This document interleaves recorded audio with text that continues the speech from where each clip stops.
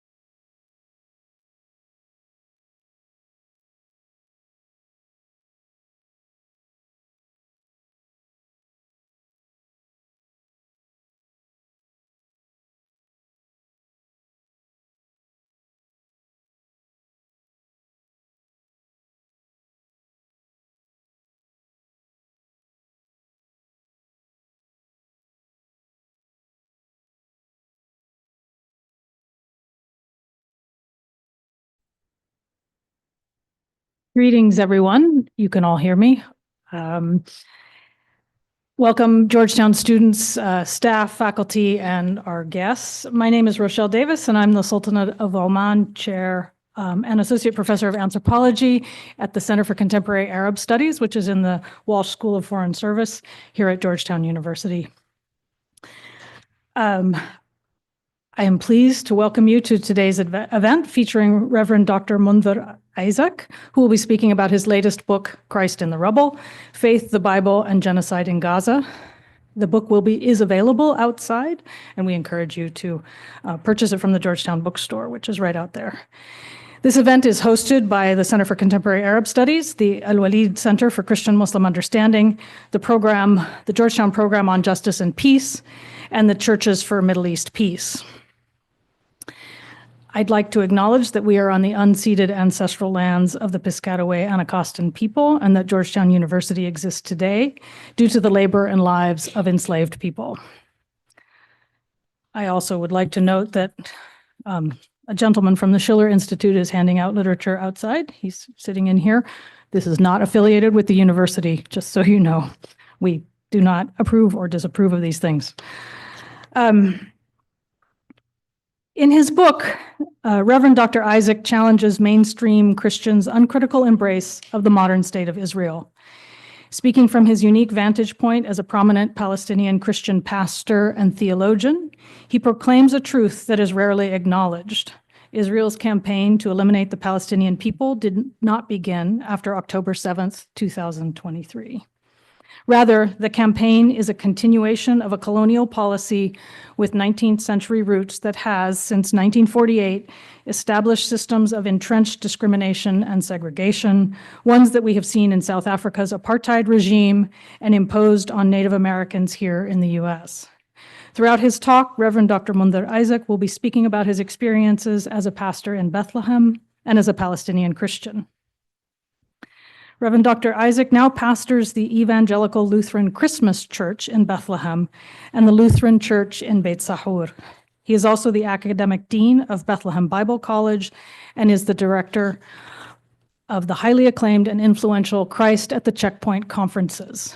He's passionate about issues related to Palestinian theology, and he speaks locally and internationally and has published numerous articles related to the theology of the land, Palestinian Christians and Palestinian theology, holistic mission and reconciliation. He's the author of The Other Side of the Wall, From Land to Lands, From Eden to the Renewed Earth, an introduction to Palestinian theology in Arabic, and a commentary on the Book of Daniel in Arabic as well. More recently, he's published a book on women's ordination in the church, also in Arabic. He's involved in many reconciliation and interfaith forums, and he's a Kairos Palestine board member. Reverend Dr. Isaac originally studied civil engineering in Birzeit University in Palestine, and then obtained a master's in biblical studies from Westminster Theological Seminary and a PhD from the Oxford Center for Mission Studies. He will begin with his lecture, and then I will then welcome Reverend Dr. Cannon up to the stage as well, and the three of us will have a short discussion after Dr. Munther's lecture, and then we will open it up to questions from the audience. The questions from the audience will be, you can give them at these two microphones. Before we get started, I'm going to read the Georgetown speech and expression statement. Georgetown University is committed to standards promoting speech and expression that foster the maximum exchange of ideas and opinions. While it is recognized that audience members may not share the same views as the speaker, it is expected that everyone in attendance at this event will respect the right of the speaker and the organizing groups to share their perspectives and ideas and not cause a disruption to the event's activities. At the end of the event, there will be a question and answer session during which you may ask questions. Please be sure to phrase your comments in the form of a question. In the interest of time, we ask that each person be concise and ask only one question. With that, please join me in welcoming Reverend Dr. Munther Isaac.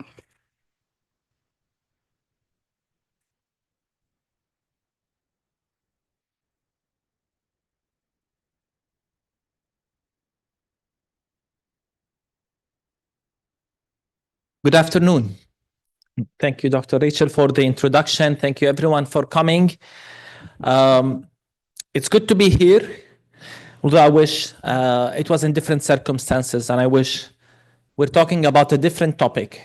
And I just wrote a book that I wish I didn't have to write about the ongoing genocide of our people. It's actually hard for me to believe that the genocide is still unfolding, even as I finished writing the book, published the book, that it is still happening and we're still watching it live. And I would like to begin by quoting a friend of mine, a Palestinian Christian theologian who comes from Gaza. His name is Yusuf Al-Khouri. And Yusuf wrote, genocide against the Palestinian people did not start in 2023, but rather has been ongoing for more than 100 years. Genocide is an ideology that began in the minds of proto-Zionist Christians, Zionists, and Orientalists who claimed that Palestine was a land without people, end quote. And before I go with my talk, and as I said, it's really hard for us as Palestinians to believe that we're continuing to talk about this. And we're really tired of advocating for a ceasefire. We're really tired because we feel we are advocating for the world to recognize the humanity of our children. We're still seeing images of children pulled from under the rubble. In fact, yesterday there was a scene of children crying from the midst of a refugee that was shot, burned, and 9 were killed. It's really horrifying for us. That's why we speak with anger, and you will sense this as I speak today.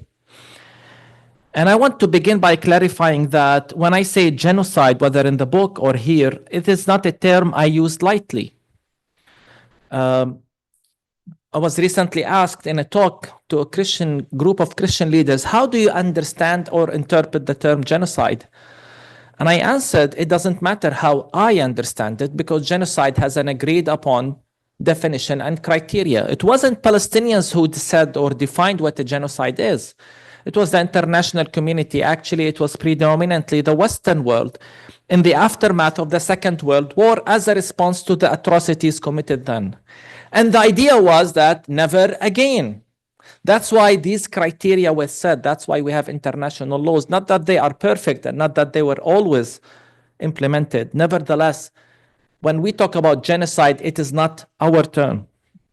And I encourage you to go and see the criteria as defined in the Genocide Convention, defined as any of the following acts committed with intent to destroy in whole or in part a national, ethnical, racial, or religious group as such. And then it names the acts: killing members of the group, causing seriously bodily or mental harm to members in the group, and the list goes on. There is a list of 5 actions.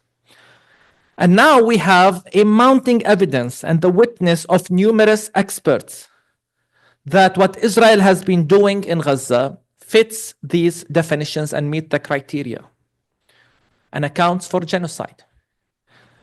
And I know that my time is limited, but I want to read to you the list of experts and studies, some of them at least, that describes this. We have the South African case in the International Criminal Court of Justice. We have numerous UN experts, UN repertoires on several themes that wrote a report about this. Many leading genocide and Holocaust scholars, including Israeli professors like Amos Goldberg, a Holocaust and genocide researcher at the Hebrew University, Ras Sigal, associate professor of Holocaust and genocide studies at Stockton University, Omer Bartov, professor of Holocaust and genocide studies at Brown University. We have the report of Francisca Albanese, United Nations Special Rapporteur on the Occupied Palestinian Territory. Over a year ago, there was a report of over 55 scholars of the Holocaust, genocide, and mass violence. Then we have a joint report by the University Network for Human Rights, International Human Rights Clinic, Boston University School of Law, International Human Rights Clinic, Cornell Law School, Center for Human Rights, University of Pretoria, and the Lowenstein Human Rights Project at Yale Law School. Then we have the report from Human Rights Watch and a long report from Amnesty International, another report commissioned by the UN Human Rights Council, and I could go on and on. So the question is not whether there is a genocide or not. The question is, why is this being denied as we still watch it? That is the real question. And more precisely for me as a pastor and as a man of faith, why is the church still denying that there is a genocide happening in Gaza? Why is it that you lectured us for years on the importance of the international law and human rights, yet when an ally of you commits a genocide and it's documented, all of a sudden you turn a blind eye? That is the real question that we must address. And tragically, I must ask, how many more need to be killed before enough is finally enough? The numbers we were sharing, whether it's 50,000 people killed or 17,000 children, seems to be not just not enough, but unfortunately and tragically not accurate. A recent report by The Lancet, one of the world's leading medical journals, estimate that the death toll to be more than 186,000. When you factor in those who were killed indirectly or directly for lack of medical access, starvation, and so on. We have more than 2 million displaced over and over again, and Israel is clearly pushing for them to leave in this, what many have described as the final stages of the genocide. A few days ago, we all watched the images of the hospital that was the only hospital for cancer patients in Gaza that was demolished from bottom up. There was no comeback. It wasn't as if they were responding to attacks. They just demolished the hospital with a clear message: leave. No life. There will be no life spaces left for you in Gaza. Leave. Even cancer patients apparently cannot survive these atrocities. And so again, I must ask, why is this being denied? And second, I must confront, and I will continue to do so, the fact that this genocide that is taking place in front of the whole world to see, in it, Christian theology, and mainly Western Christian theology, shamefully and tragically played a role in enabling this genocide. And I will continue to confront and own this and challenge these theologies that enabled or supported this genocide. And I'm not claiming that it's only Christian theology or that it's only Christians to blame, but I need to own up to my own tradition, and that's why I'm speaking. This role of theology must be viewed not in isolation, but as part of a wider matrix. We'll be naive to think that theology is something we study in isolation. Theology is always contextualized. And in our case, theology is part and parcel of a matrix of three factors that I would argue in the book that I argued enabled this genocide: coloniality, racism, and theology. And the three cannot be separated. The three work hand in hand: coloniality, racism, and theology. Racism, when you view yourself as supreme and others are inferior. But let me talk about coloniality first, how I understand it and how I defined it in the book. I use a definition by a Christian document called the Accra Confession, a document by the World Communion of Reformed Churches that defines empire or coloniality as such. And I quote, "The coming together of economic, cultural, political, and military power," economic, culture, political, military power, "that constitutes a system of domination led by powerful nations to protect and defend their own interests." I think the key words here are power, domination, and interest.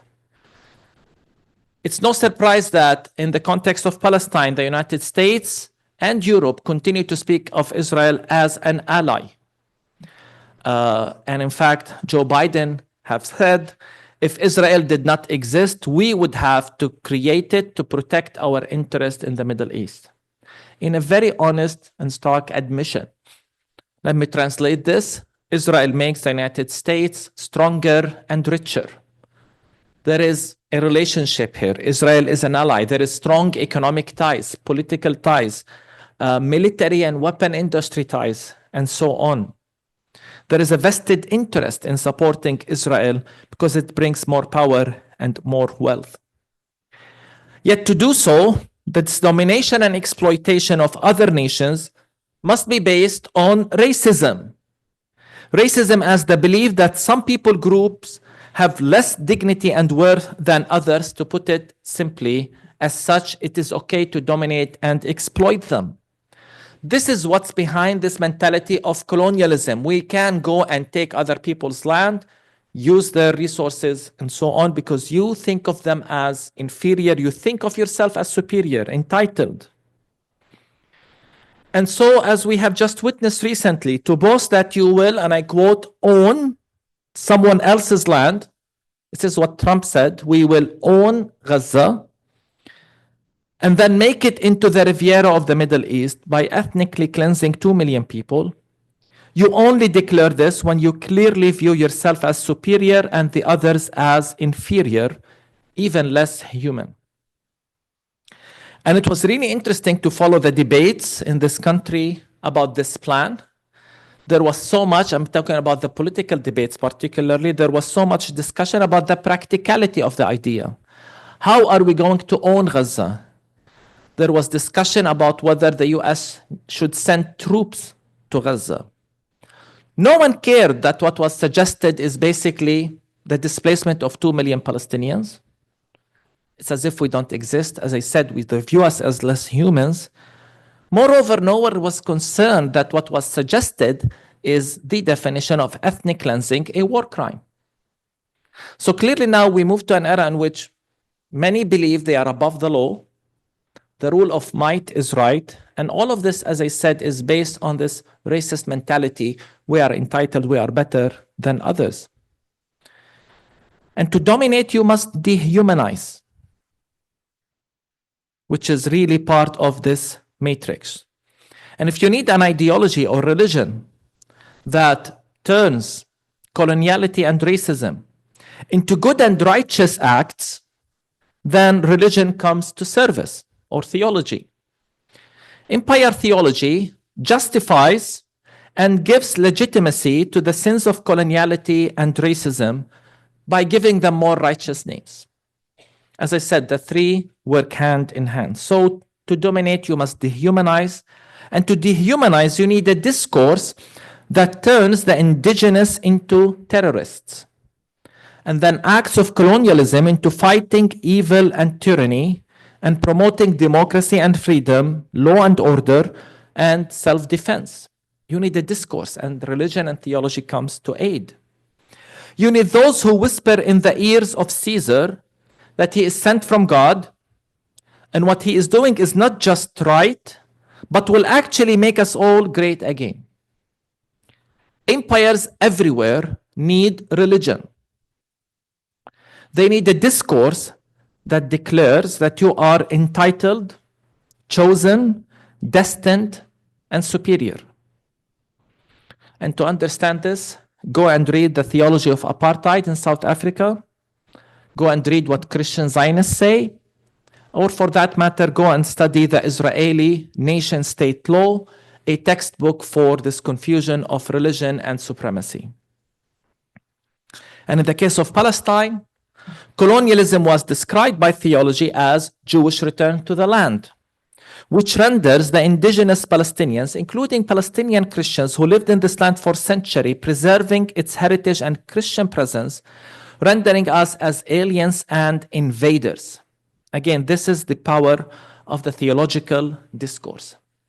The ethnic cleansing of more than 800,000 Palestinians in the Nakba is dismissed. No one talks about Palestinians' right to return to their homes, not just land, yet somehow they want to convince us of a Jews' entitlement to return thousands of years later, and we are told as Palestinians to forget the past. All of this is called Jewish return to the land or fulfillment of prophecy. Again, this is the power of theology. And I must say something important. It is one thing to say that Jews have a historical and religious connection to the land, something I never deny. It's a completely entire thing to use that as a justification for colonialism and the displacement of Palestinians. This is the issue here, how you turn that into the discourse for colonialism and displacement. And part of the reason why I wrote this book, and this was really hard and painful, is to articulate and show how many in this war used theology to justify and support this genocide. This was a painful chapter to read, and believe me, that chapter on the theology of the genocide could have been the whole book. I looked at the support as was articulated on different levels. Theologians, popular pastors, Christian media, and Congress people and politicians all used the Bible to justify what was happening in Gaza. And don't think that we're only talking about some pastors in a remote area in the South, or as they're commonly known as Christian Zionists. And one of the most telling moments in this war, in my opinion, was during the Congress deliberations about the university encampments in the United States on the demonstrations against the war in Gaza that called for a ceasefire.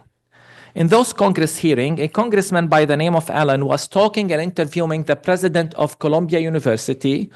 He asked her during the Congress session if she knew Genesis 12:3. It's a biblical text that says, I will bless those who, talking to Abraham, I will bless those who bless you and curse those who curse you. And then followed by asking if she wants Columbia University to be cursed by the God of the Bible for allowing these demonstrations.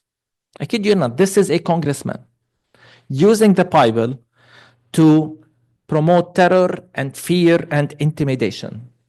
A friend of mine called it spiritual terrorism. And imagine, by the way, if Muslim Congresswoman Ilhan Omar did the same, quoting the Quran to threaten and intimidate that Allah will curse you if you are against Palestinians. Imagine the response. Again, just think of the hypocrisy involved here. And as I said, throughout this war, we've listened in horror to pastors saying, destroy Gaza, to Palestinians described as possessing the spirit of Amalek. If you don't know the biblical story, if you possess the spirit of Amalek, then your fate is that you must be utterly destroyed, annihilation, completely. This was one of the proofs that was used in the ICJ to prove that there was intent to destroy and kill in Gaza. And it wasn't just the politicians of Israel, it was many pastors and theologians. And in one article, we as Palestinians were said to possess the spirit of Amalek, again, which means we should be completely annihilated for not accepting Israel's sole inheritance of the land today. So if you don't accept Israel's sole inheritance of the land, you must be killed. This is what theologians and pastors were teaching. Again, imagine the horror. Many have talked about the just war theory. In my opinion, the just war theory is one tool in the arsenal of empire to expand and to make its expansion look righteous. Just. In the case of Gaza, it meant that the killing of 17,000 children is the justice of God, something I cannot accept. We have a congressman turned pastor who called for bombs to drop on Gaza like Nagasaki and Hiroshima to get it over with quick. This is a congressman. He was a pastor, then became a congressman. He added that we shouldn't be spending a dime on humanitarian aid. I can't help but wonder what Jesus is he following. And I can't help but wonder, what is this obsession with violence here? As if violence solves everything. And is Nagasaki and Hiroshima really good examples to use? You know, remember when we killed 200,000 people? It worked then. Let's try it again. Seriously? This is the kind of rhetoric we were forced to look at and so on. And believe me, I could go on, and it was painful to go through these examples. Yet at the church time, same time, there was a different response by the many who were silent or just made timid calls for peace, making statements that only condemned the Palestinians but failed to condemn the obvious war crimes of Israel. There were many, believe me, church statements from mainline liberal progressive churches that only condemned Hamas for what happened on October 7th, yet failed to condemn anything Israel has done since October 7th. In condemning Hamas, they described the action as indiscriminate, brutal, ruthless, calling for, them violation of international law, they must be condemned, and so on.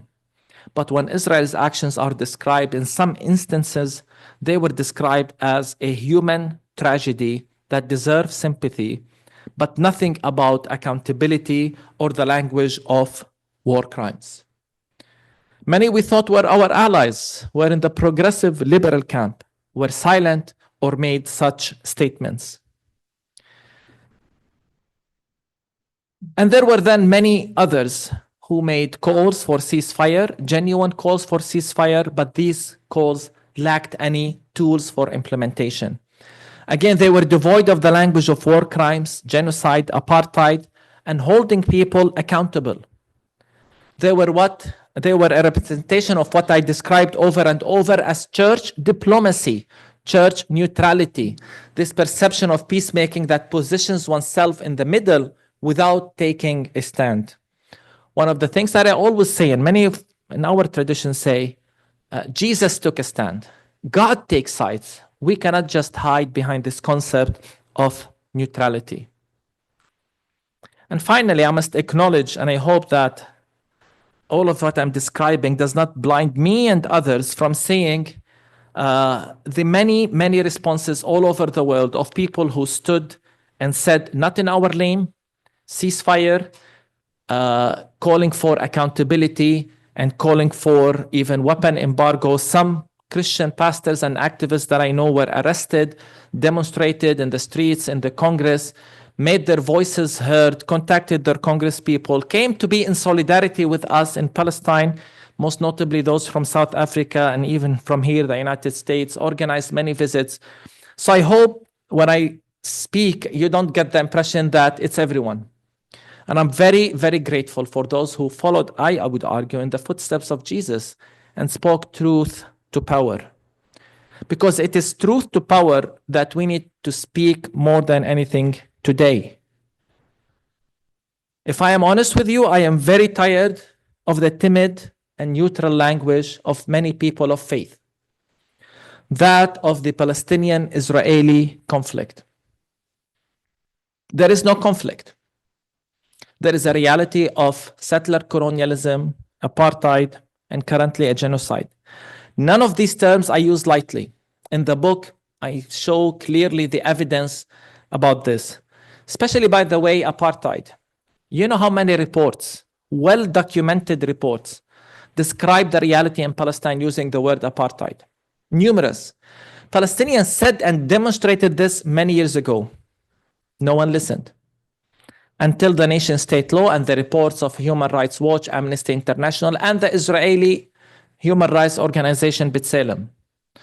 The Israeli Human Rights B'Tselem described the report, a detailed report with the title, and I kid you not, A System of Jewish Supremacy from the River to the Sea. And I say this particularly here because the phrase from the river to the sea is contested and is described as anti-Semitic and so on. People are concerned about chants in the streets more than they are about a system of supremacy somewhere else, the reality on the ground. And again, this shows the utter hypocrisy. And I talk in the book about all of these, whether it's the nation-state law, the statements from the current Israeli government, it seems that they're always ignored. But when Palestinians say something, it is misinterpreted and then challenged and so on. This is the power of discourse, by the way. And so I ask today, given the mountain evidence, whether it's apartheid or the reality of colonialism or about the genocide, as I said in the beginning of my talk, I must ask, can someone really be truly in solidarity with the Palestinian people without calling things by name? Without calling a genocide, apartheid, and even calling out Zionism and Christian Zionism for what they truly are, the ideology that enabled all of that. It is no surprise, in my opinion, that today many Jewish people all over the world, especially in the United States, are protesting and speaking openly against Zionism as in contradiction with their Jewish ethos, realizing that Zionism is based on racism, this idea of an ethnic tribal god of violence. It's not about equality. And by the way, when I talk about Zionism, I define Zionism, as I say in the book, and I encourage you to read it, by the actions on the ground. That's what matters. What is Zionism doing in reality on the ground? What are they saying? Not what the West thinks of Zionism. Believe me, there is, and I go all over, seminaries and Bible colleges and even university, there is this mythical understanding of what Zionism is that is so devoid of, what's real on the ground, so far from the reality on the ground. So we need to take clear stance about what Zionism is. I would like next to shift to talk about the title of the book, the image that you've seen, Christ in the Rubble. I'm sure many of you have seen this image before, an image that literally went all over the world, what very few people know is that the inception of this image was actually pastoral in nature. As a pastor in Bethlehem, few miles away from Gaza, I watched in horror the bombing of the St. Perphilius Church in Gaza that killed 18 people, including 9 precious children. We were horrified, and it caused some existential and faith crisis to us. Why didn't God protect? Why didn't He listen? Especially given that we were praying even in that very same day for a ceasefire and for the war to end and for protection. What do I say to the people in my church? And what do I say to the woman who lost her sister, who comes to my church, who lost her sister in the attack? Where was God in the midst of the suffering? And the only thing I could think of is not philosophical or theological, but to look at the cross. And there I saw and I said, Jesus is the victim of the violence of the empire. He too died as a victim of violence. He too cried, my God, why have you forsaken me?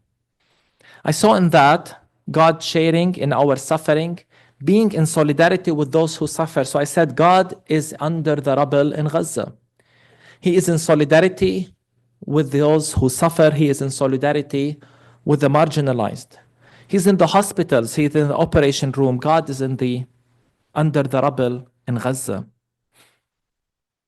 It was my attempt to bring God near to those who suffer and help them find refuge in their faith and experience the presence of God in the midst of suffering. This concept then was translated during Christmas to Christ in the rubble, as we thought, what would it mean to celebrate Christmas when we canceled all celebrations in the midst of a genocide?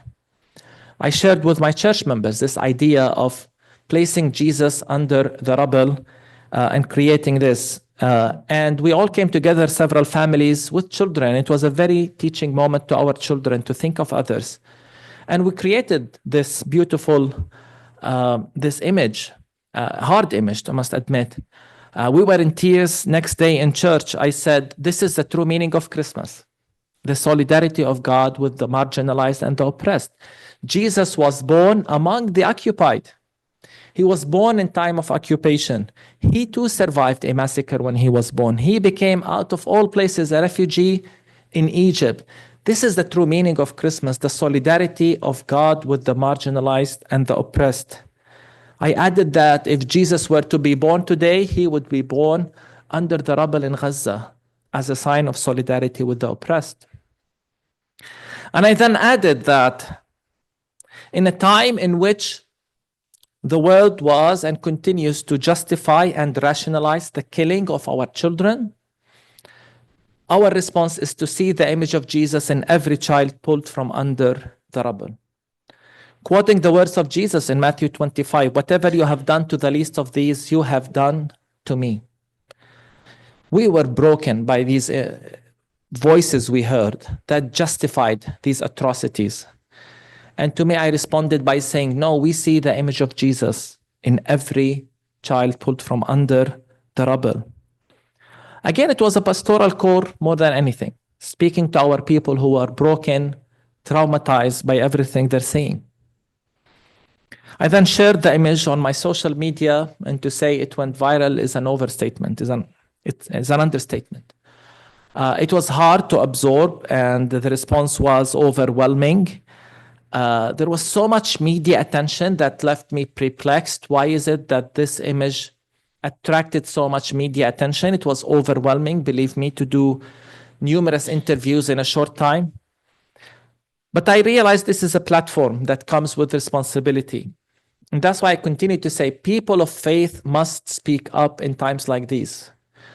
When we're watching a genocide and the response of the religious institution is timid calls for peace, something is wrong with our witness. So I preached before Christmas in a sermon that went all over the world with tens of millions of views, calling out the church for its complicity, calling out, to be honest, all people of faith for their complicity,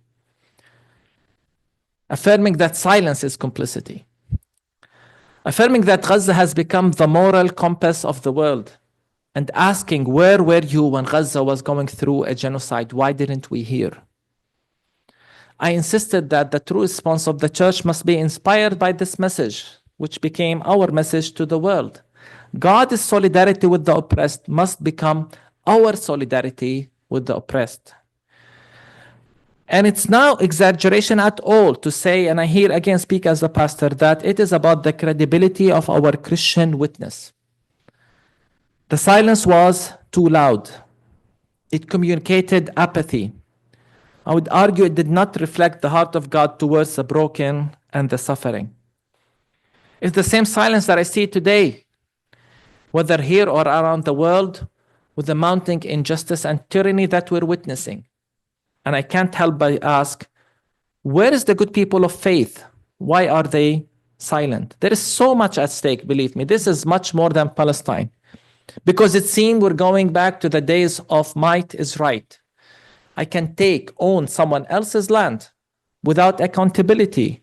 And we can do many, many other things. This is no longer about Palestine. And if our response is fear and being intimidated and lack of courage or just careful diplomatic statements, I fear. So the church or people of faith must respond, because this is, as I said, about our collective humanity. What kind of a world we want to leave to our children? Never again must mean never again. Sadly, it has become yet again. And in a time when I get so many questions, believe me, many people ask me this question: where was God? Why doesn't he listen? Why doesn't he respond? I continue to say this is the wrong question. The real question must be, where was the good people of faith? Where were the good people of the world? Where was the church? This is the question we need to be asking ourselves. What did we do or say so that never again truly becomes never again? And this is partially why I wrote this book, to send this message. And I would like in conclusion to read to you some excerpts from the conclusion of the book, in which it was really hard to read. This is the book, everything in this book was hard to write, believe me. Especially the section on hope. Can we dare to hope? Should we even preach hope in the midst of a genocide? How can we talk about hope when we have lost more than 17,000 children in Gaza? How can we talk about hope when millions have lost their homes? How can we talk about hope when settler attacks are on the rise? How can we talk about hope when the co-director of the documentary No Other Land, a joint Palestinian-Israeli Oscar-winning documentary, was singled out and attacked by Israeli settlers, then arrested from the ambulance? Can we hope? How can we hope when the person who led the genocide in Gaza and one of the architects of an apartheid reality is received and welcomed in Congress as a hero? How can we hope when Arab leaders watch and do nothing to stop this bloodshed? How can we hope when ideologies of supremacy and exclusion continue to dominate our world? How can we hope when many churches side with the empire, repeat its rhetoric, and play its tune, all while claiming they are on the side of peace? How can we hope when the Bible continues to be weaponized against the Palestinian people and others? How can we hope when the Caesars of today boast about owning someone else's land, displacing millions, turning the tragedy of millions into an opportunity to grow in wealth and power, even sharing a video of the plan featuring a golden statue of himself? I wonder if you've seen it. While many in the faith community not just keep silent, even worse, continue to whisper in his ears, "You are sent by God." Can we hope? Can we hope in the midst of this culture of fear and intimidation and bullying? You see, when we stop hoping and believing, we give in to tyranny and despair. We give in to oppression, and we allow the oppressors not just to shape our reality, but our future. So if we stop hoping and believing, we accept that injustice in the norm, and I refuse to believe so. Hope in this sense is a struggle. It's painful. It becomes part of resilience, resistance. It is illogical. It even feels wrong at times, but believe me, we cannot surrender to the alternative. To do so, you need faith. Faith is important. And in the book, I talk about the three elements of faith, hope, and then resilience. Sumud is the Arabic word for resilience. Steadfastness is another interpretation. Sumud is refusing to forget the past. It's about rootedness in the land, a rootedness that can be shaken but never uprooted. Yes, the path forward seems to be marked with more suffering and pain, but until then, we will continue to pray, to believe, because faith is so important, and we need to even fight to keep the faith within us. I kept repeating throughout this war, they can take everything from us, they cannot take faith from within us. Faith is the only thing they cannot take from us. This is sumud, even fighting to keep the faith. It is our commitment, our defiance and resolve. It's our commitment to continue to work for justice, to advocate for life with dignity, and to choose to hope that we will recover from this atrocity. It's about defiance. The loss is enormous. The destruction is massive. The pain is profound and the wounds are deep, to the extent that recovery seems an illusion. It feels like in the bottom of a deep and dark pit. It feels like the tomb of Jesus on Saturday, with death, darkness, and silence. But we choose to hope, to survive, to exist. This is sumud. And we choose to insist that God is good. So we will recover, rooted in our resilience, and we will demand justice for our people. We will recover. Thank you.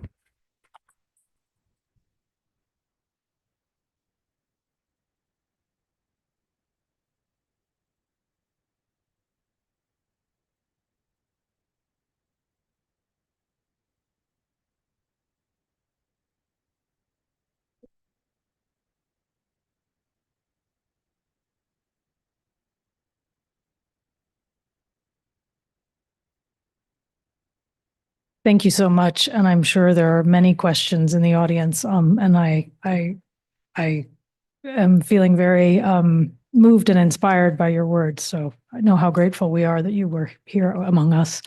I'd like to welcome Reverend Dr. May Elise Cannon up here to speak with us as well.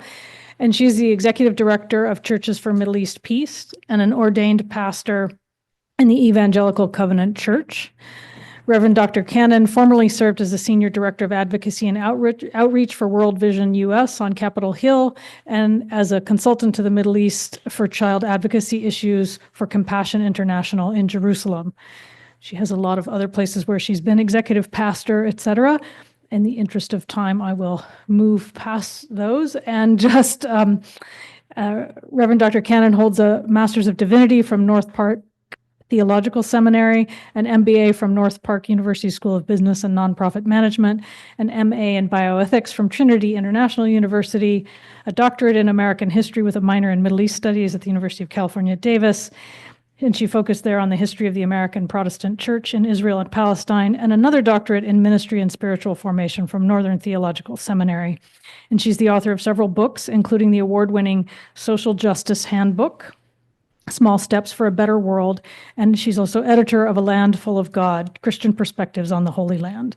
So I look forward to this conversation together. Do you want to throw the question, or do you want me to?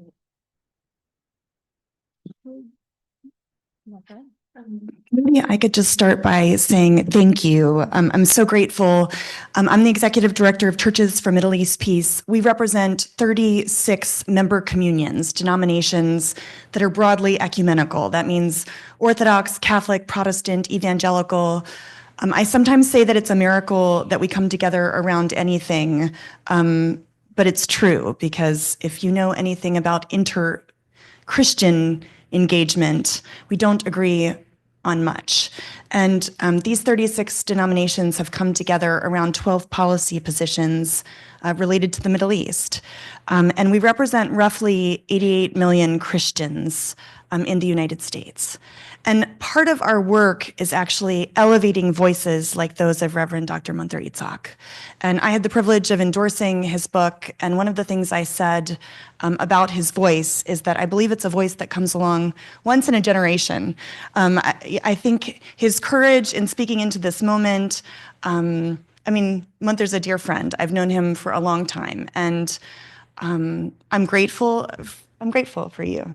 And part of our work at Churches for Middle East Peace is to educate American Christians about the history of the geopolitics of the Middle East, but also to talk about the repercussions of our theology. So not to try to change people's theology, but to try to meet people where they're at and to understand the repercussions of their theological beliefs from those perspectives. So I just thought that that might be a little helpful context.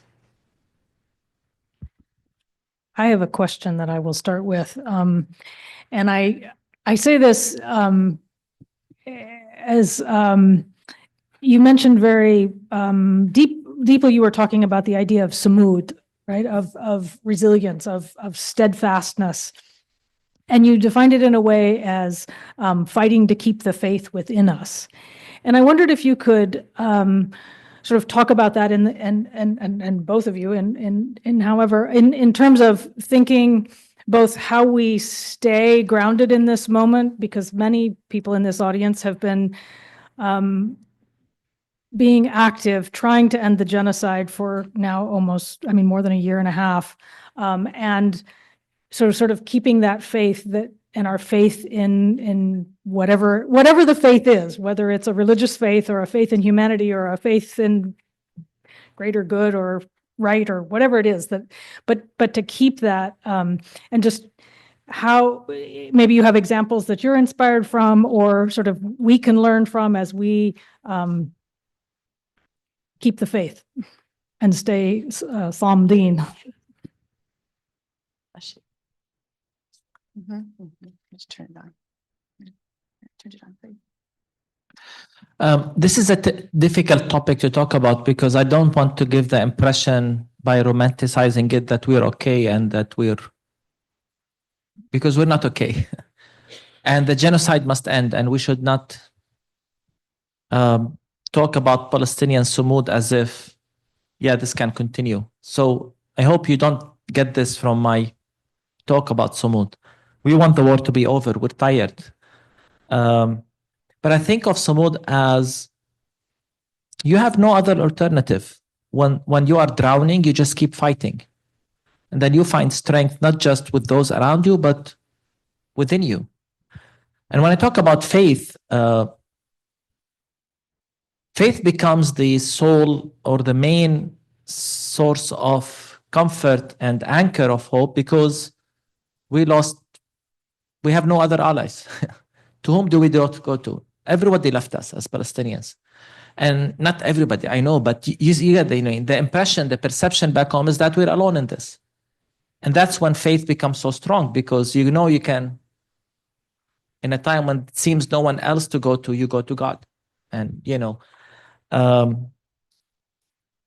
and faith and hope is not about just waiting and expecting, but it's about continuing and choosing to live and choosing to go on and choosing to find any sense of normality.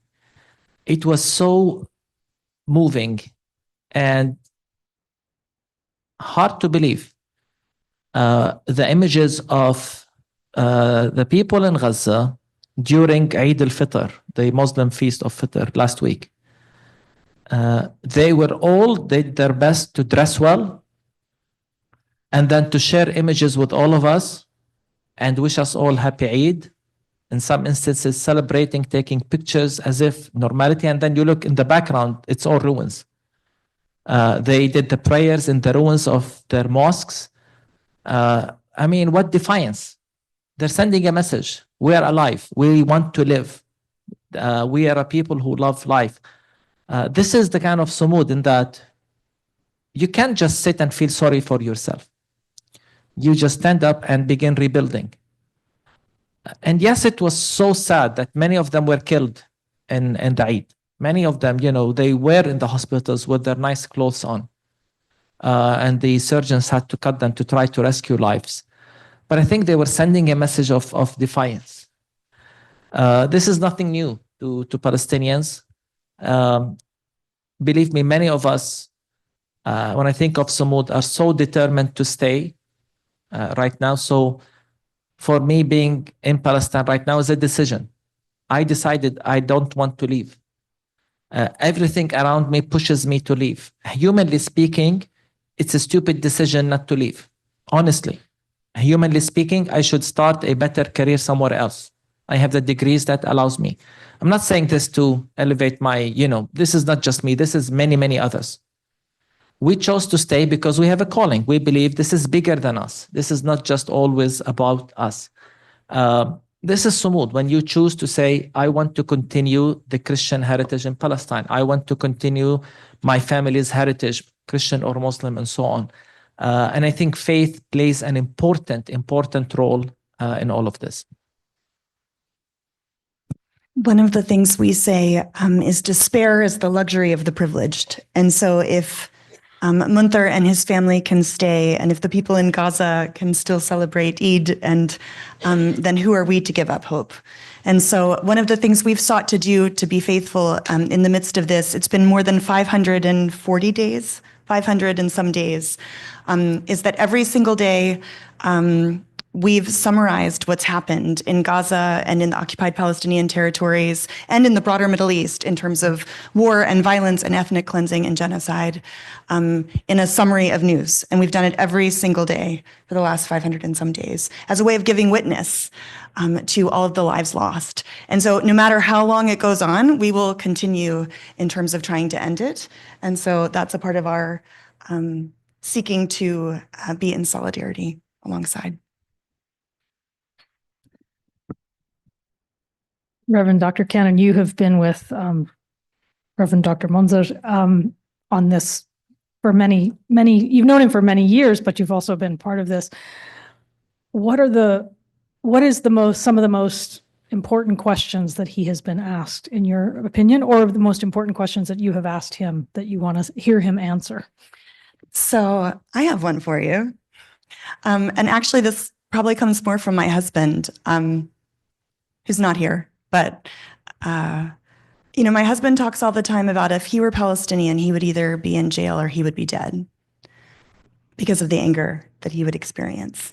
And I think, sometimes we talk about humanizing the Palestinian experience, and people have been saying, stop saying that. Palestinians are human, right? And so we talk about combating the dehumanization of the Palestinian story and narrative. And you were talking about that. We can't even tell the story of the Nakba, right? We can't even tell the story of Palestinian history.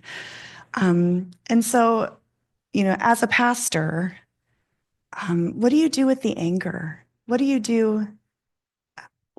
I did my second doctorate on the spiritually transformative process of learning to love your enemy. I didn't think I had enemies until I started to work on the Middle East, and then I was everyone's enemy. Not because I felt like I had enemies, but I could tell you all the names I've been called, right? And so what do you do with that?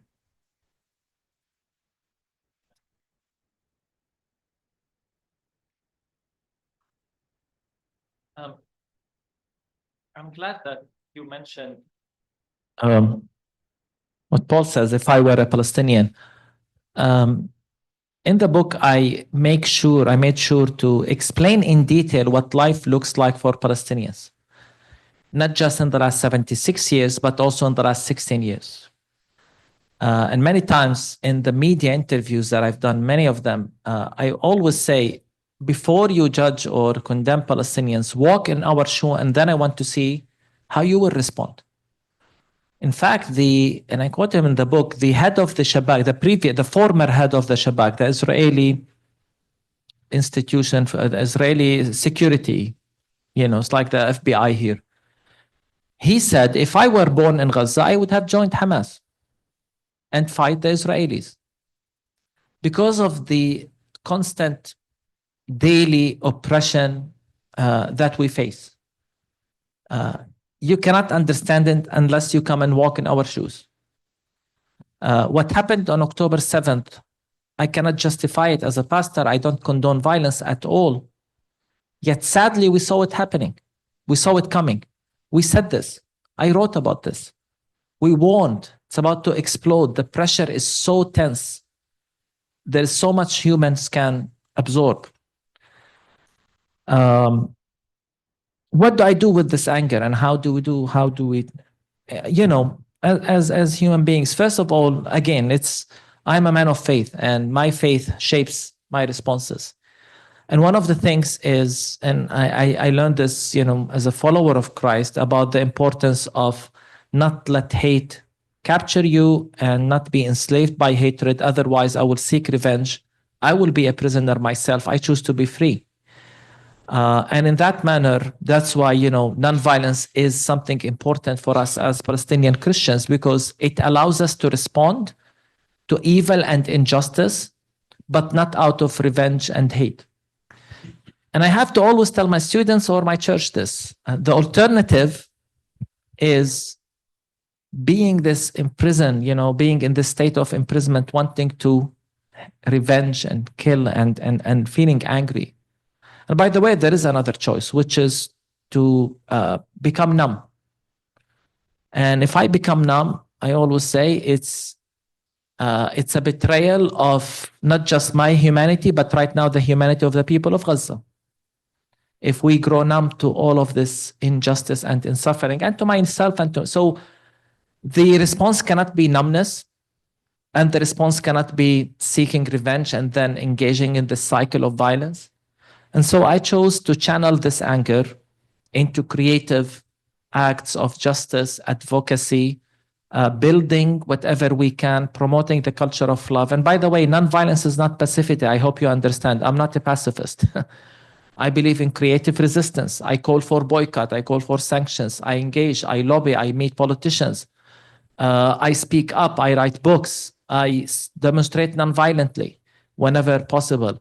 All of this is means of channeling the anger so that you're not feeling I'm not doing anything, but at the same time not allowing hatred to and not allowing hatred to capture one is important. I always say, Lord, protect my motivation, sanctify my motives. I don't want to hate. I don't want to promote hate. I'm not against any certain people group. Ultimately, I hope to get to a point in which we live and share the land. But we cannot get there if we do not fight and name injustice for what it is, so that we can reach a reality to share the land.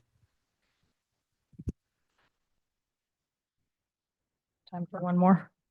Yeah. So you said, as you closed, you said Palestinians love life. And I know there's a poem by the poet Mahmoud Darwish that is, we love life whenever we can. And he goes and he comes into a very descriptive way of how Palestinians love life. And I was wondering if you could sort of expound on that a little bit more. I know you have already in your answer to thinking about anger, but if you have examples or inspiring people that you can think of about how Palestinians love life. I mean, I grew up in a Protestant church that was really based out of love. And so I think of the way that I grew up really based in this, like, love thy neighbor, all of these kinds of ways. And I try to sort of frame my actions around love. And I think that there's a real powerful reframing that takes place when a person is able to reframe why they do something. And for me, this has been transformative, particularly for the last year and a half, to try and think, why am I doing, these actions or writing these letters? And it's out of love. It's not out of anger.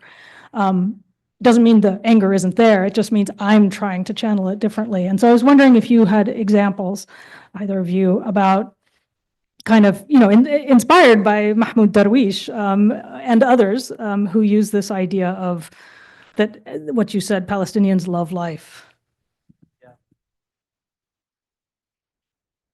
But I think it takes time. Also, a comment about love. I write in the book that the opposite of racism, I mean, there is the what's behind racism is our failure to love our neighbor as ourselves. When we fail to love our neighbors as ourselves, that's what leads to racism. So it's all about, are we serious about this commandment to love one another the way God loves us? You don't have to look a lot to find elements of love, of life in Palestine. You know that in the midst of this atrocity that's happening, go and, for example, see the Edward Said Conservatory of Music website. They are still holding classes and singing for children in the middle of the tents and the refugee areas. And then they are displaced and then they assemble again and do music again. I mean, what resilience? I mean, who thinks of let's play music to children when it's your life that's at stake? I think of the doctors, I met some of whom who work 24 hours nonstop. The courage, the strength they display. You were celebrating someone who gave a speech for 24 hours, I saw on the news. These are people standing and doing surgery for 24 hours. Just think of that. I think of some church members of mine, the Nassar families, who've been going to court for more than 30 years now.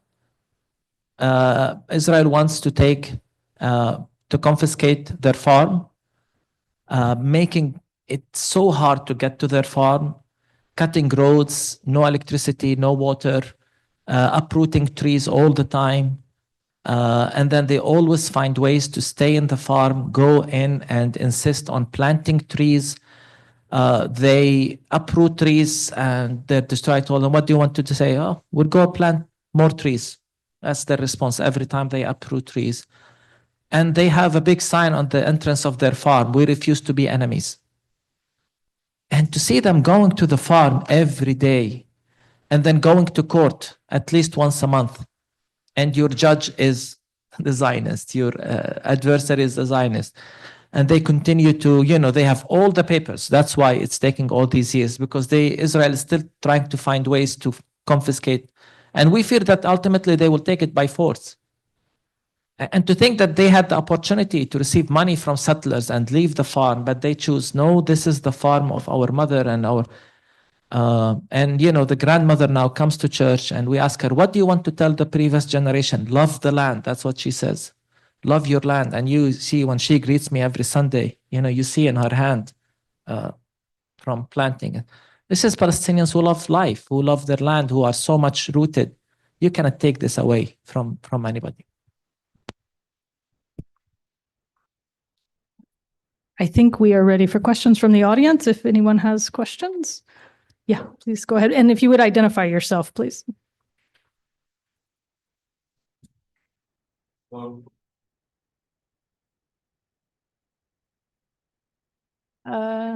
Should we? Yep. Try again. Just keep talking into it. Yeah, perfect. Yep. Hi, my name is Jaden Bethel. I am a sophomore studying computer science, ethics, and society here at Georgetown, and I am a proud Christian. I am never afraid to profess my faith. I will say, though, I am very moved by your speech because it kind of reminds me a lot of what the prophet Amos said. But let justice roll down like waters and righteousness like an ever-flowing stream. And this might sound familiar because Reverend Dr. Martin Luther King Jr.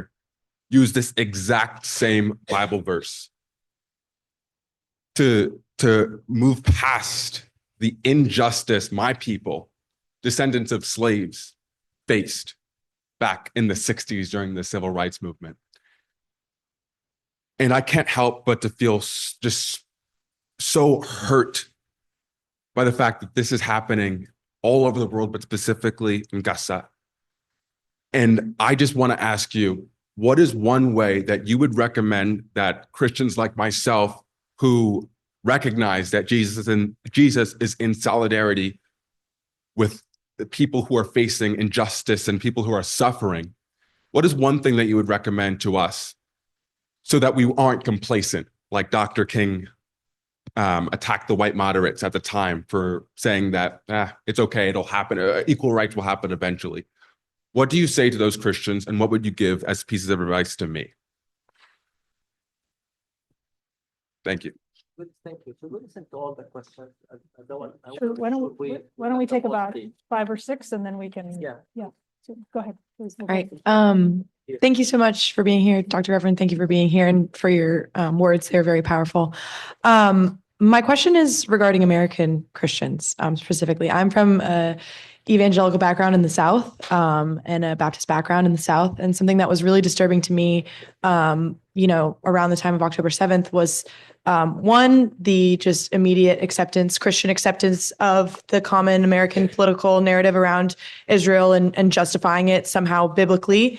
But also something that was interesting was people sad that they couldn't go on their trip to the Holy Land. And there's this very, I find it disturbing commodification of the Holy Land. People want to go on a trip. They want to have this experience with, this place, but like in a very constructed way. They want to be baptized in the Jordan River. They want to do all these things. And I was just wondering if you could speak to that kind of historically, how that's been constructed, how you view that, because I do feel like that kind of American Christian understanding of the region is not talked about a lot. And I'm just interested if you could break that down a little bit. Thank you. Thank you for being here today. My name is Jessica. I'm a sophomore in the School of Foreign Service. And my question is about how Christianity first began as the religion of the oppressed. And today it's the religion that has most shaped the world order today, like you mentioned, through just war theory and how countries are using these frameworks to carry out their own agenda, specifically the powerful against marginalized groups.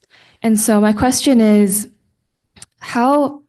I'm still like piecing my thoughts together, but how do Christians stand by Christian values and not alienate themselves from the sort of world order that we've created based off of Christian values? Or how do we like reform this system so that it can be for what Christians actually stand for? Thank you.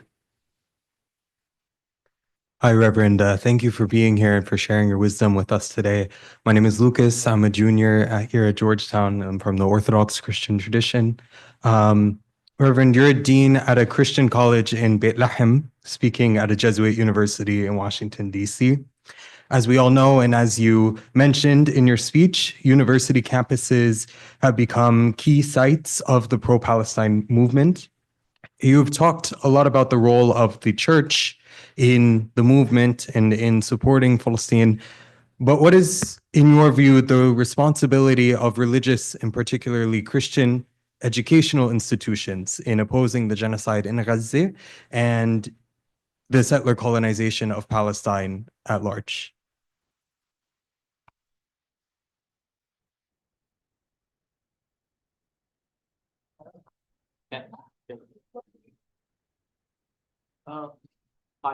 Yeah, let's listen. Okay. He'll take all of the questions and then answer them all one by one. So please. Hello. Thank you both for your discussion and such a lovely book, I'm sure. My name is Jana Musmar. I'm born and raised here, but I've had a Muslim upbringing all my life, living between America and Jordan. And I've seen, unfortunately, a lot of division between other Muslims, between other Christians, specifically in the Levant. And a question I had was really, both here in America and in the Middle East, how can Muslims and non-Christians generally help overcome what is, unfortunately, what we know today, a lot of the Christian American racism towards Palestinians and towards Ghazawiyin? Thank you.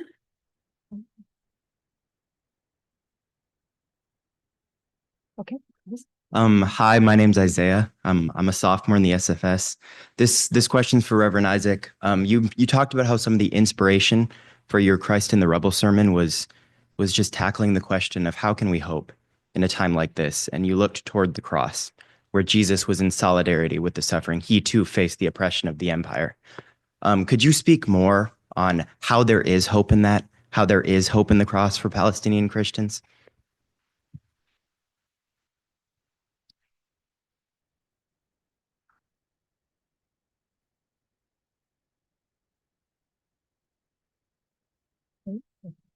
Hello, Reverend. Thank you for being here. My name is Laith. I'm from Nablus, and I just wanted to say that my family really enjoys your lectures whenever we come across them. My question was related to polling regarding the fracture in the evangelical Christian community in the U.S. Regarding Zionism. Polling says that the younger generation is sort of less inclined towards Israel. Through your experience in talking to Christians in the U.S., specifically evangelicals who hold a lot of financial stake in their support for Israel's projects, do you see that? Do you agree with that? Those remarks that there is a fracture within the younger Christian community towards Israel. Is that towards because of the genocide, or is that something that's been happening, that started to happen prior or before the genocide? Thank you. Yeah. Hi, thank you both for coming here today. My name is Ian. I'm a first-year master's student in the School of Foreign Service. I have a question. Thank you for your talk, Reverend Isaac. I appreciated your use of the example of Christ's life and his sacrifice on the cross.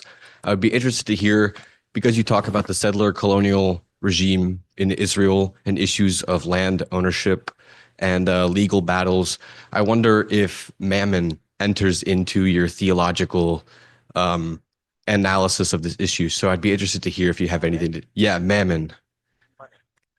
Money. Yeah. So I'd love to hear about that and what you might have to say. Thank you.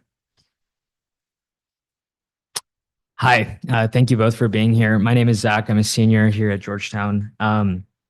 Coming from a theologically conservative Christian background, what I often see is Christians taking a tertiary issue in an eschatological understanding that fuels Christian Zionism and placing that over to the neglect of the gospel and justice, primary issues in Christianity. And as pastors, my question is, how do you address that theological imbalance in the faith? Thank you. They take tertiary issues and make them primary. Conservative. Yeah. Well, thank you. Yes, thank you both for being here. My question was perhaps to both of you, or perhaps to Reverend Ishaq in particular. I wonder to what is your all sense of the extent to which your message has reached Spanish-speaking Christian audiences. I grew up in a Spanish-speaking Baptist church, and it's been on my mind to just thinking, what can I do to spread, this message? And so I just wonder, I guess, just practically speaking, what is your sense of how it's spread within this community? Thank you. Hey.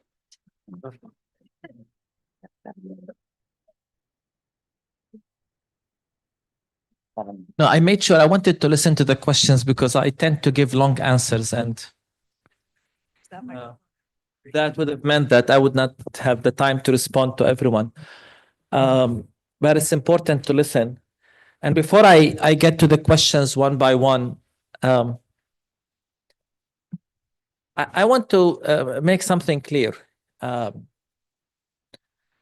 did not write, and I don't do this. Yes, I do challenge the religious institution, my own, the evangelical, the conservative. Bless you. I do challenge that, but I don't do it so that with the conclusion, therefore you should leave. No. The therefore is, therefore you should stay and challenge and reclaim the essence of our faith, what it means to be a follower of Jesus. Whenever I hear someone, I come from a conservative tradition, or I always say, and when I sign books, I always write, don't give up on Jesus, don't give up on the church, because there is so much good that came from the church. And it's precisely from those who took Jesus seriously. And usually it came from context of oppression.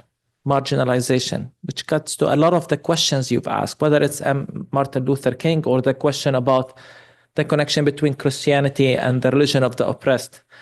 So I'm obviously still a pastor. I'm obviously still very committed to my faith, more than ever. And so all of my criticism is not an attack. Rather, it's a challenge that we reclaim what it truly means to be a follower of Christ. And I'm really encouraged by the questions I heard. The question on Martin Luther King, justice is the same. Yes, there is so much connection today as Palestinian Christians. We're learning a lot from African Americans. We're connecting. I am so pleased that the foreword to my book was written by an African American theologian, my good friend Willie Jennings.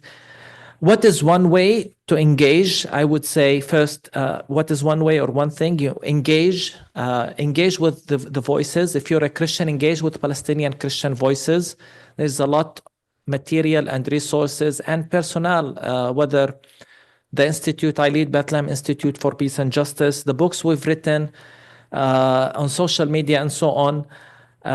Come on trips, study online with us, because it's important to be informed, but also to connect, especially, to connect struggles together, educate others, and then be involved in what's happening here. Everywhere I go, and I've been on a long tour, and if you feel I'm tired, it is because I'm exhausted, not just tired, but I'm fine. Everywhere I go, there is movements, great things happening. You don't need to reinvent the wheel. Join a solidarity movement with Palestine. Bring movements together. A lot is happening. So there's definitely many, many ways to engage. And I would, as I said, strongly emphasize being in touch with Palestinian Christians. When evangelicals speak about the land to the question about the pilgrimage and so on, here is the thing, and I wrote a lot about this in my first book, The Other Side of the Wall. It's as if we don't exist. It's as if it's an empty land. I called about the myth of an empty land. That's why I started the lecture with the quote that this genocide began when our land was described a land without people. This continues today. The way many, many Christians talk about the Bible and the land gives the impression that the land is still empty. There are no Palestinians or no Palestinian Christians.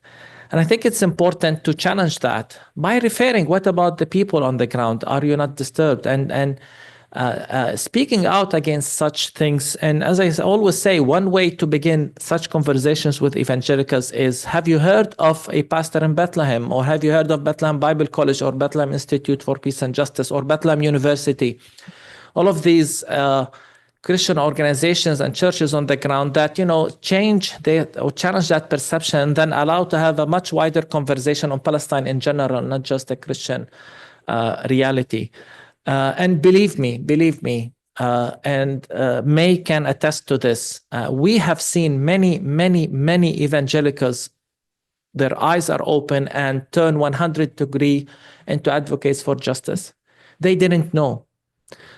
Many know, and many don't want anything to do, and many just, support Israel all the way without any compromise. But many just don't know, and once their eyes are open, become strong advocates. So please, yes, I strongly, the kingdom of God, the teaching of the kingdom of God came in the middle of an empire and occupations. This is when Jesus declared his new movement, and it's telling that Jesus described his followers as poor in spirit, hungry and thirsty for justice, for righteousness, merciful, those who seek peace, those who are persecuted for the sake of justice. These are the kingdom movement. These are the people that Jesus wants to be associated with, not the proud, not the arrogant, not the...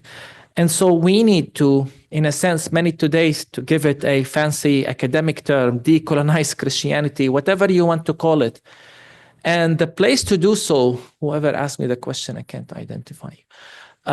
Is by engaging with Christians in the South. Begin with South Africa. Make a detour to Palestine, then Latin America, and so on. There you will find a different understanding of Christianity. And it's not contextual. It's not as if some form of a liberation theology, but the theology here is the normal one or the standard. No. I would argue that the understanding and interpretation of the Bible in context of oppression and marginalization are the closest one to what Jesus meant by this. And so we continue to reflect with one another. By the way, another amazing community that I learned a lot from is the Dalit community in India. And even the Christian Dalit community, how they interpret scripture in the midst of blatant discrimination is just amazing to me, and how they helped us as well. Lucas, our Orthodox Egyptian friend, all of us are responsible, but I would say more so people of faith.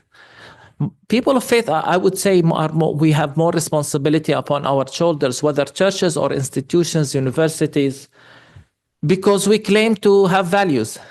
You know, we put these values on our buildings, on the entrances of our buildings. There was a very nice quote coming down, by the way, on the stairs, you know, about what world we want to leave for our future and so on. We say all the right stuff. Are we putting, you know, our foot where our mouth is? I mean, that's what they say.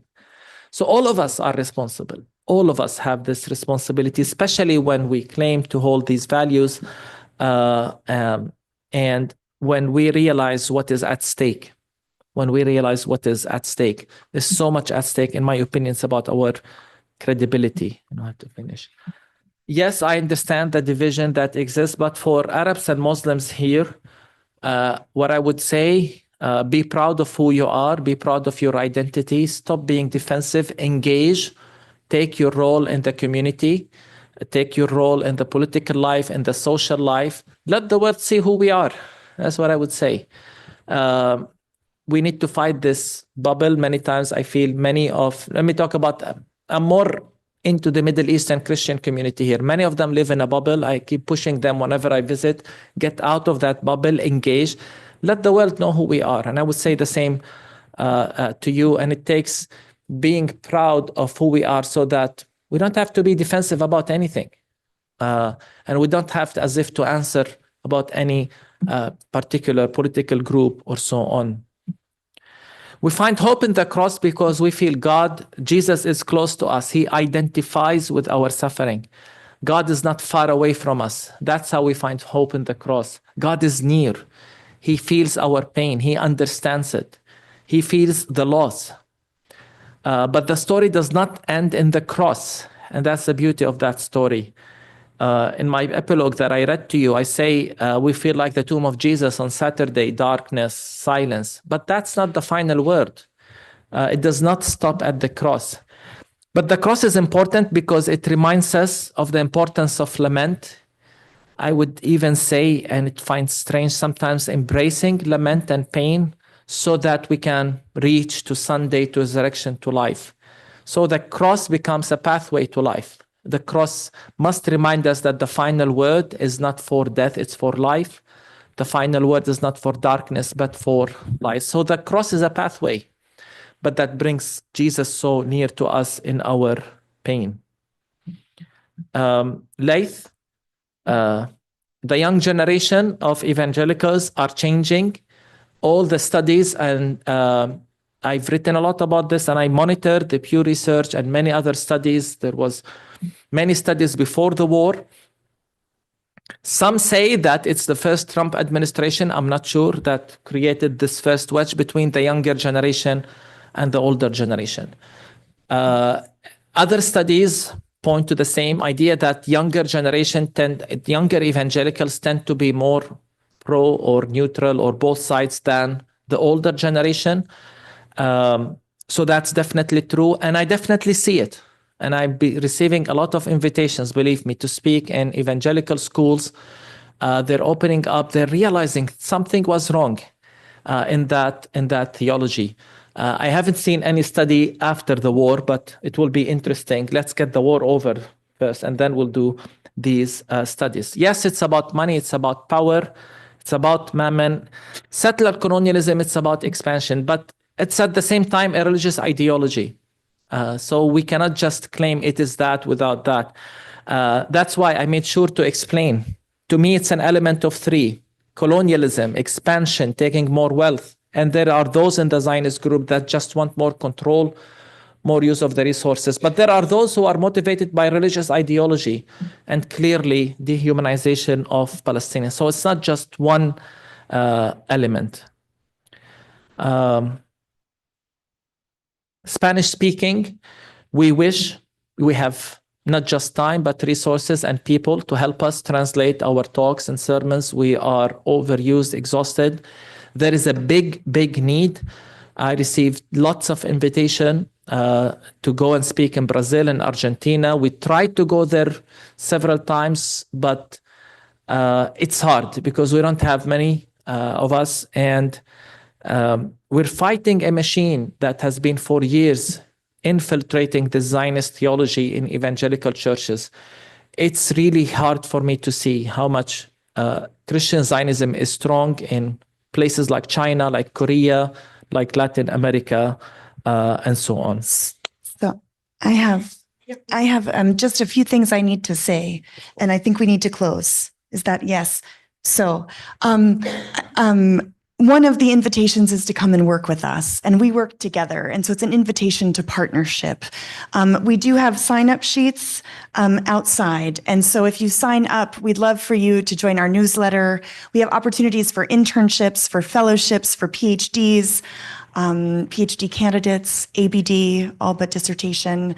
One of the questions that was asked is, how do we start? And for those of us who are have the responsibility of either being citizens of this country here in the United States, one of the things that we talk about is not only being complicit in what's happening in Gaza, but participatory. And so I co-authored a book that's called Forgive Us, Confessions of a Compromised Faith, with a few other Christian leaders. And one of the places to start is really repentance and lament, that we need to take responsibility for the ways that we are contributing to the realities of what's happening in the Middle East. We have failed the Palestinian people of Gaza, and honestly, we've failed our Jewish neighbors as well. And so there's a lot that we did not talk about today. And so one of our invitations is, many of the questions you asked, I feel like we didn't even start. And so we would like to ask that we might be in further conversation in the future. So thank you so much for having us. We're so grateful to Dr. Davis. We're so grateful to Reverend Dr. Munther. Thank you. I was asked to say a final word, and I'll take advantage of that to answer the question I didn't answer, but use it to give a final word. What is important? What should we focus on in religion and theology? The question about some conservative, how they make minor things, big things. In the book, in my life, in the last 15 months or so, I've been so much challenged, pushed to my limits by the passage in Matthew 25. Which really says that God will judge us. It's about the judgment of God. We should all take it seriously based on how we treat the least of these. Who are the least of these? Jesus says, I was hungry and you fed me. I was thirsty and you gave me water. I was a stranger and you brought me in. I was a prisoner and you visited me. And Jesus said, whatever you have done to the least of these, you have done to me. And it's amazing that this is the basis on which Jesus said, some will go to the right and some will go to the left. I wish we measure on this. I wish this becomes the major of our teaching, of our ethics, of our theology as Christians. How do we serve others, particularly victims of injustice? More importantly, how do we identify with them? Let me challenge you. When Jesus said, I was a prisoner and you visited me, that was a call to costly solidarity and identification with the oppressed. When you go to visit a prisoner, you say, I stand with him. And this is the call that Jesus calls us today, based on which he says, I will judge you. Thank you very much. Thank you.